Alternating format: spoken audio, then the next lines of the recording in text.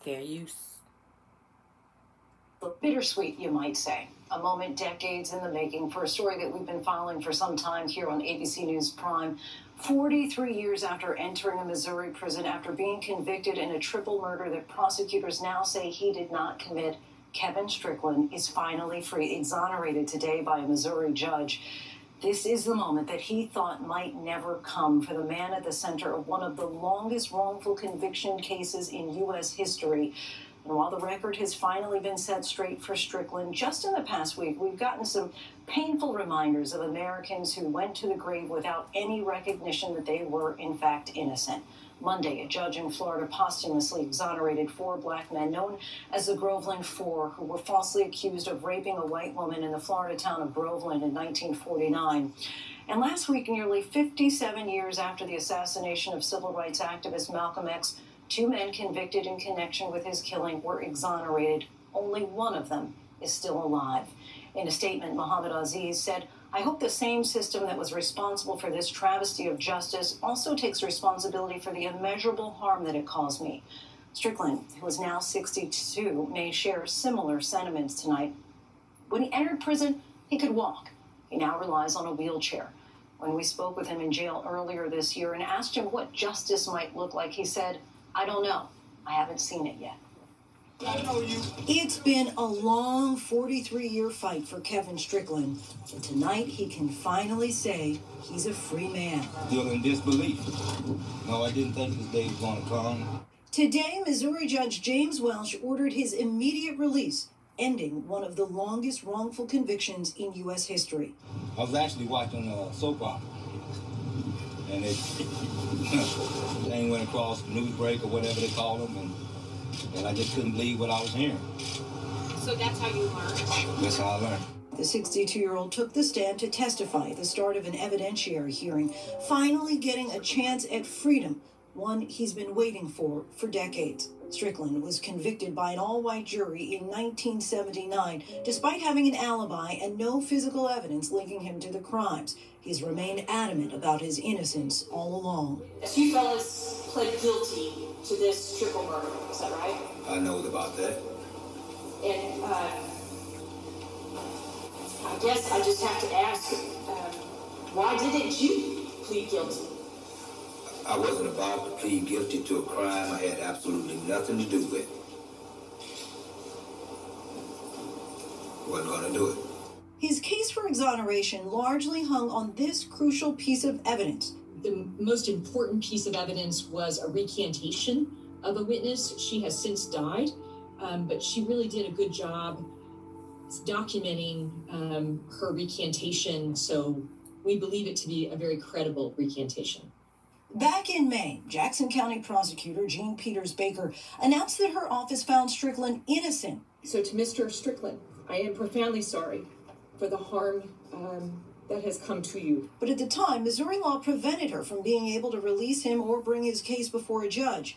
When we spoke with Baker back in June, she did not mince words. Let's just call it what it is. This is wrong. And everyone that works in this system must find a way to do the right thing now. The right thing is getting Mr. Strickland out. Strickland's first exoneration hearing was held 2 weeks ago after a new law passed in August allowed Baker to file a petition on his behalf. Mr. Strickland, you have a lot riding on this hearing, is that right? The remainder of my life. Strickland's family, who attended the proceedings, has been anxiously awaiting the decision. It's been like a heartbreaking for us. Just devastating. Today, with Thanksgiving just days away, his brother tells the Kansas City Star that he cannot wait to see him, to say, "Welcome home, brother." Strickland will not receive any compensation from Missouri. State law prevents exonerees who cannot prove their innocence through DNA from receiving compensation. When we visited Strickland in jail this summer, we asked him what he would do if this day ever came. So what do you do? How do you start over your life at 62 and no money? You know, I kind of jokingly talked about that recently with a friend of mine. I guess I get me a cardboard box and get up under the bridge somewhere. Is that really? That's how you're going to start, you feel? I mean, what do I have? I mean, and I mean, if they were to tell me to roll out now, they'd take this chair. I have to crawl out the front door. I have nothing. Under Missouri law, those who have been exonerated do not get compensation. It's another wrong, I believe, in Missouri's system, and one that should be corrected. And are there efforts underway to correct this? Well, there are by this office, the one that I'm seated in now, the one that I lead, yes. But these efforts will not be in time to help Mr. Strickland. Instead, he has to rely on nonprofits and GoFundMe pages like the one the Midwest Innocence Project has created. When we spoke with him in June, he was hopeful he'd see his ailing mother if he got out. It's going to be the first thing you do if and when you get out. Well, I mean, I hate people to hear a 62-year-old man say this, but I'm a mama's boy, and I got to go see mama. I got to go hold mama's hand, yeah. But Strickland never got that wish. Procedural hurdles caused his case to be delayed and later dismissed. His mother passed away on August 21st. It does show just how incredibly difficult this process is. Even when the prosecutor is on your side, it took months and months for Mr. Strickland to come home. And he's still going to come home to a system that will not provide him any compensation for the 43 years that he's lost. That's not justice. Although Mr. Strickland has had to endure decades in a criminal justice system that has largely failed him, losing his best years, and was denied the chance to freely hug his mother and say goodbye, now free, he gets the chance to finally fulfill one lifelong wish.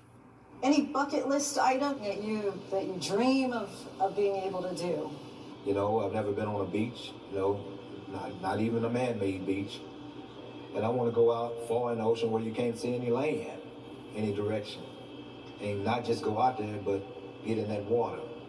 I want to feel the power, you know, of God's creation. I want to feel that water. We hope he gets there. The governor of Missouri had multiple opportunities to pardon Strickland. He refused and said pardoning him would not be a, quote, priority. This whole situation is just sad. That man can't even get compensation for being in there so many years.